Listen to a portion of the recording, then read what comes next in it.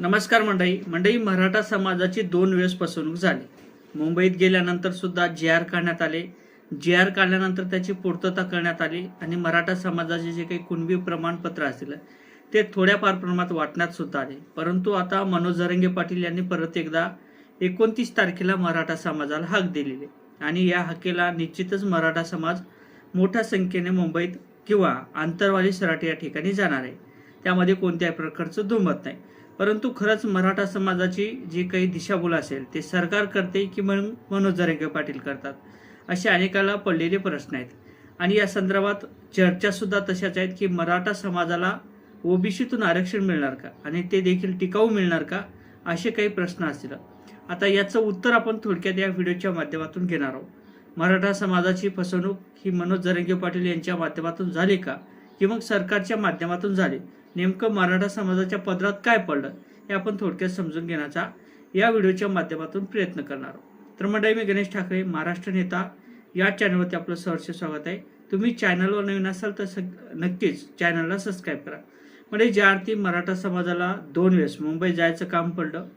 सुरुवातीला एकनाथ शिंदे यांच्या कार्यकाळात मुंबईत गेल्यानंतर मराठा समाजाच्या आरक्षणाच्या संदर्भात एकनाथ शिंदे साहेबांनी जी.आर काढला आणि जी.आरच्या माध्यमातून सगळे सोयरे कायदा किंवा जे काही जी.आर असेल ते लवकरच पारित केला जाईल आणि त्यानंतर मराठा समाजाला जे काही आरक्षण असेल ते आरक्षण दिलं जाईल, अशा पद्धतीचं ते विधान होतं किंवा तो जी.आर होता। परंतु मराठा समाजाच्या पदरात मात्र ज्या पद्धतीने निराशा असलेल्या त्या निराशाच पडलेल्या आहेत। मराठा समाजाला जे काही पाहिजेत होतं ते काही मिळालं नाही।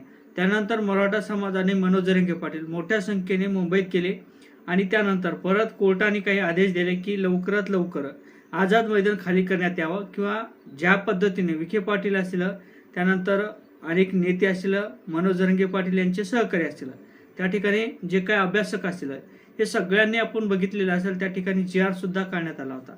जी.आरच्या माध्यमातून मराठा समाजाला जे काही हैदराबाद गॅजेट असेल, सातारा गॅजेट असेल हे लागू करण्यात येईल, अशा पद्धतीचं ते आश्वासन होतं। परंतु परत एकदा मराठा समाजाची मोठ्या प्रमाणात निराशाच झाली। मराठा समाजाला जे पाहिजे होतं ते मिळालं नाही। आता मनोज जरांगे पाटील यांनी जे काही आश्वासन दिलं किंवा मनोज जरांगे पाटील यांनी जे काही मराठा समाजाला हाक दिली, त्या हाकेला निश्चितच मराठा समाज हा येणार आहे आणि जे काही आरक्षण असेल ते आरक्षण सुद्धा मिळवणार आहे। मनोज जरांगे पाटील यांच्या सांगण्याप्रमाणे मराठा समाज मोठ्या संख्येने आंतरवालीच्या दिशेने किंवा आंतरवाली सराटीमध्ये येणार आहे आणि त्यानंतर जे काही मागण्या असतील ते राज्य सरकार पूर्ण करणार आहे।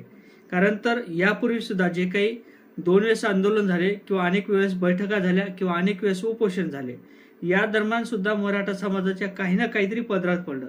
अनेक मराठा समाज ओबीसी मध्ये गेला, अनेक मराठा समाज SC/BC मध्ये गेला आणि अनेक मराठा समाज WS मध्ये गेला। अनेक मराठा समाजाचे मुलं हे नोकरीवर लागले, कुठेतरी धंद्याला कामाला लागले। त्या कारणाने मराठा समाजाचे काही आरक्षण असेल, जे काही उर्वरित आरक्षण असेल हे देखील मिळणार आहे आणि मराठा समाजाला निश्चितच मनोज जरांगे पाटील हे आरक्षण मिळवून देतील, अशी मराठा समाजाची भावना आहे। ती भावना कुठेतरी सत्यात येताना दिसत आहे। मराठा समाजाला जे काही आरक्षणाच्या संदर्भातल्या मागण्या असतील हे राज्य सरकारला मान्यच करावे लागतील आणि त्यानंतर जे काही मराठा समाजाचं आरक्षण असेल ते मिळेल।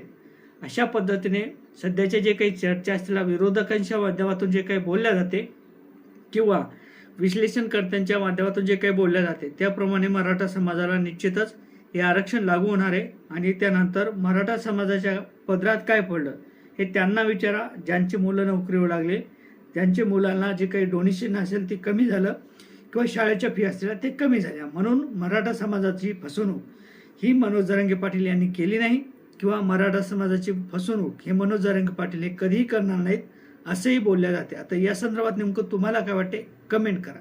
जय शिवराय।